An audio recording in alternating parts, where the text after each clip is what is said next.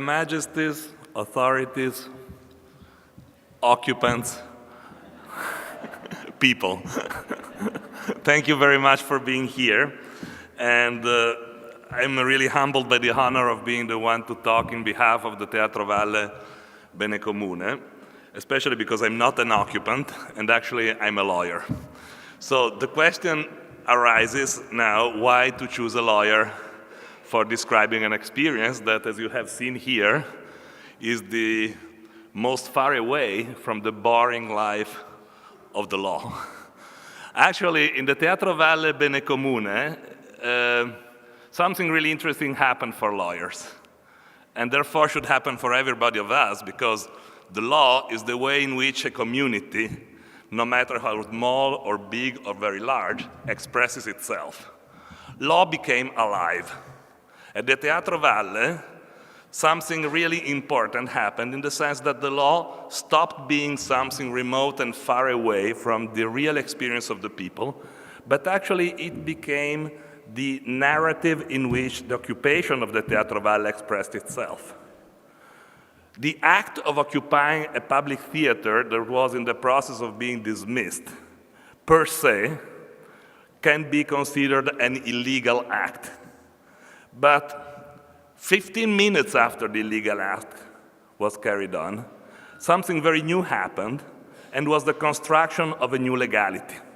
A legitimate legality that has substituted that moment with a new narrative of the law, with a new idea of building our occupation as an institutional experience, capable of making the Teatro Valle Bene Comune once more in the hands of the people in order to be enjoyed as a common, as a place in which the past connects with the future, a sense of community in the broadest possible sense of the term, with no exclusion and a lot of inclusion, and particularly with the capacity to exercise a critical sense of the life we're living today. Today, it is a special moment for me because Europe, some institutions of Europe, I'm not saying Europe in general because Europe means many things, but some institutions of Europe, technically speaking, have put Italian culture under receivership. In other words, Italy has not been capable of recognizing at all the importance of what was going on at the Valle Theater in the last 3 years, something that was recognized worldwide by countless encounters, seminars, academic gathering, writings about the law, describing the way in which a new legal experience can be born, can unfold, can be developed, and can be proposed as a network to actually transform the sense of the law worldwide. And this is really pity because Italy is actually one of the cribs of the law. But this was not something that couldn't happen because the narrative that was used was the narrative of the dichotomy legality-illegality. Legality-illegality, which is a very much simplifying thing.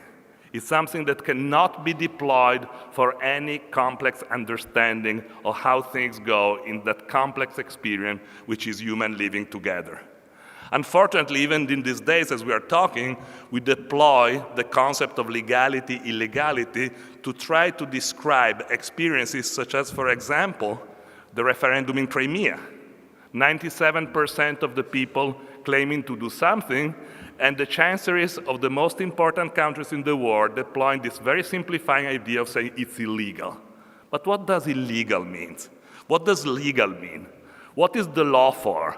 What are the reasons why the law is used by the people? Is that something that is supposed to serve the very interest of the concentrated power, or the law is rather something that should enter in the hands of the people, empowering them to make real a common future, to make real and construct together a vision of the world that is different from the status quo?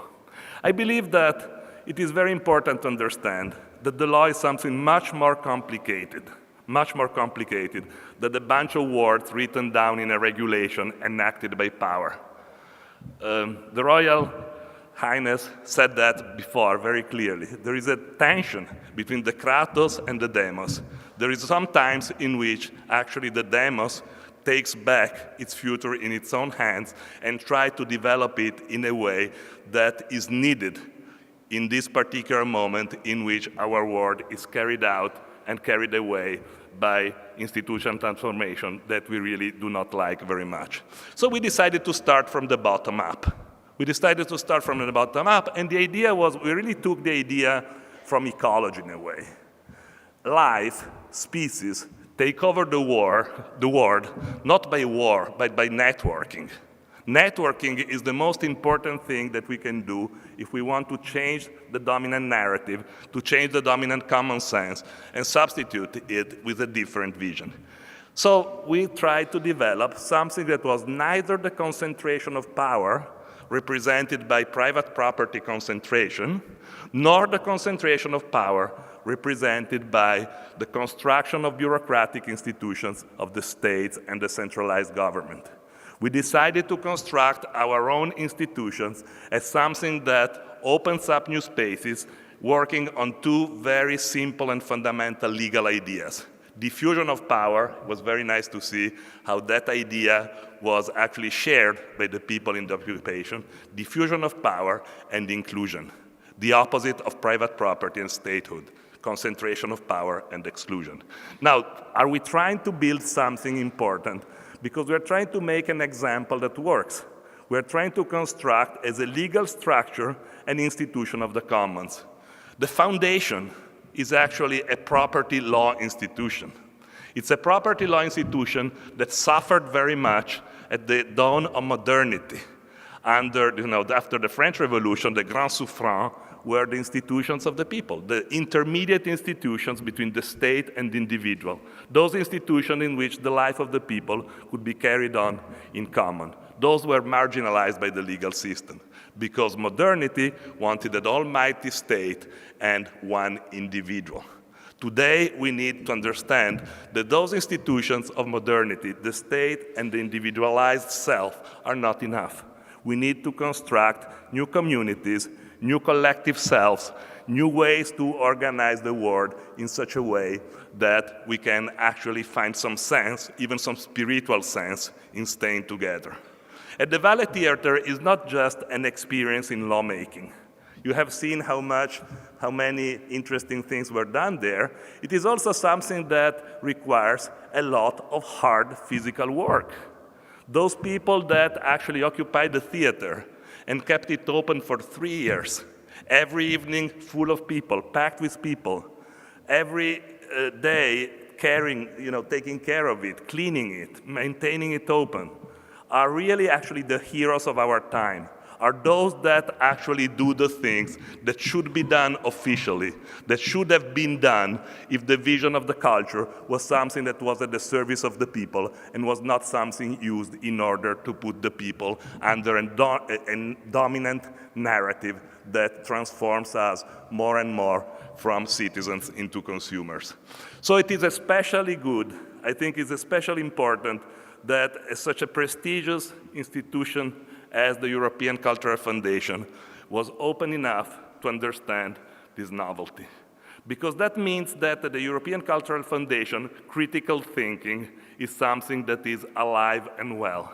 It's exactly the kind of critical thinking that lacks on everybody, and unfortunately many pundits in Italy and newspaper writers and people like that lack that. And they kind of keep moving in this sort of dominant narrative and dominant rhetoric by which an experience, a beautiful experience, such as the Valle Theater, can be considered illegal. Thank you very much.